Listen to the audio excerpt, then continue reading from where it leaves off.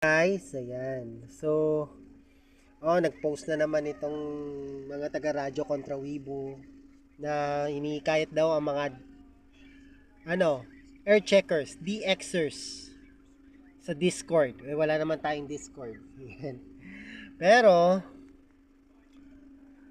kahit nananahimik muna sila para sa maintenance, nakikinig muna tayo sa Anison FM.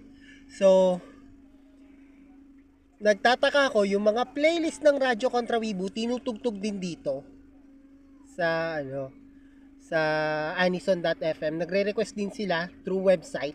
Tapos nag-register po sila. Ayan. Kahit wala yung Radyo Kontra Weibo, nandito pa rin. Nandito sila nakikinig sa anison.fm. Punta nyo yung website niya sa Chrome. Ito, nakikinig lang ako through Simple Radio sa Streama. Ayan. Kasi hindi kakayanin ng maliit na phone ko. Kapag nakikinig ako sa labas through Bluetooth receiver na naka-headphones. At copyright. Ayan, na yun. Yan po. Ebidensya, tumutunog naman sa aking Pensonic Microplane na naka-Bluetooth receiver device. Bluetooth receiver mode siyang muna ngayon. Dahil wala yung Radyo Kontra Weibo at hindi tayo makapaglabas-labas muna. Dahil wala sila sa ere ngayon sa 107.1. Ayan. Nagtataka lang talaga tayo. Dito sila nakikinig. Yung mga playlist ng Radyo Kontra Weibo, pinapatugtog nila. Nung isang araw pa yun eh. Ayan. So, sinabi ko lang na dito sila makinig sa Anison or sa Anime Plus Radio. Dito na sila nagpunta sa Anison. Alam nila pwede sila mag-request dito eh. Kahit may nangunguna sila eh. Kasi yung mga nire-request nila rito, mga monster hit talaga na mga anime songs. Halimbawa, yung Rinai Circulation ni Kana Hanazawa, monster hit yon. Yung Idol sa Oshinoko, monster hit din yon. Yung original Japanese opening song na Pokemon, monster hit din yon. Pati yung mga kanta, yung like One Piece, Spy Family, ano ba?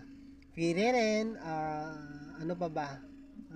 Love Live, any anime song, monster hit talaga. Yung ibang di pa sikat na monster hit, I think monster hit din sa Russia rin yon.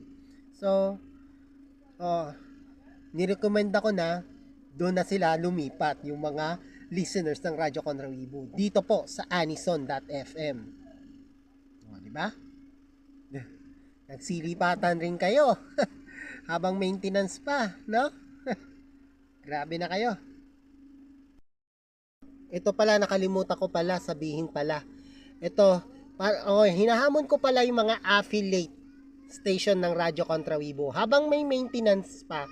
Yung main station ng Radyo Kontra Weibo sa Pasay, sa 107.1 at sa online, through 87.9 at other frequencies, whatever, bakit hindi nyo gamitin to bilang internet radio? Bilang substitute niyo sa 87.9, yung anison.fm. Subukan nyo lang mag-hook up dito. Para habang wala pa yung RKW sa online, para mag-hook up kayo doon sa 87.9, try nyo po ang anison.fm. Please lang, no? Gusto kong gawin niya pag nagpunta ako diyan sa lugar na hindi ko pa na-air check yung RKW sa 87.9. Subukan nyo mag-air check dito sa anison.fm. Subukan nyo gamitin tong source na to. Please lang.